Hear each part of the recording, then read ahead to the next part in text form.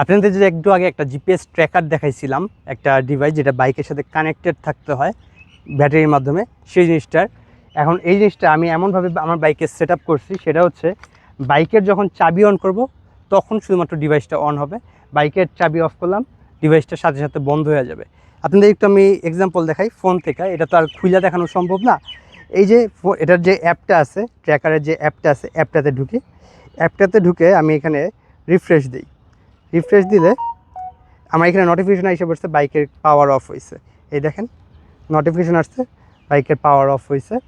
আর এটা বুঝবো কেমনে, এটা হচ্ছে এইখান থেকে এই যে দেখেন মেন ভোল্টেজ 0 মানে বাইকের পাওয়ার অফ হয়েছে। এখন আমি বাইকের জাস্ট চাবিটা অন করব। ও আরেকটা কথা, লোকেশন দেখাইতেছিলাম যে এই যে আমি জিয়া উদ্যানের এই গেটটাতে আসি, জিয়া উদ্যানের এই গেটটাতে আসি, এখানে আমার বাইকটা আছে, এই যে লোকেশনটা এখানে দেখাচ্ছে। যাই হোক, চাবি অন করি আর এইখানে দেখবেন কিছুক্ষণের মধ্যে ভোল্টেজ শো করবে আর বাইক যে অন আছে এখানে অন লেখা আসবে, মানে স্ট্যাটাস আসবে অন, মানে বাইকটা অন আছে। আর ভোল্টেজ শো করবে, বাইকের ব্যাটারি ভোল্টেজ যত সেটা শো করা মানেই বাইক আমার এখন অন আছে।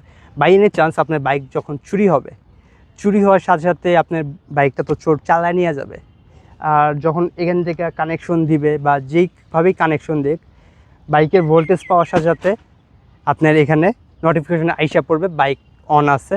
আর যখন ভোল্টেজ যাবে তখনও সাথে সাথে নোটিফিকেশন আসবে আপনার বাইকের ভোল্টেজ চইলা গেছে। এই যে এখানে দেখেন 12.6 ভোল্ট, মানে ভোল্টেজ পাইছে, মেন লাইনে হচ্ছে ভোল্টেজ পাইছে, মানে বাইকটা এখন অন আছে।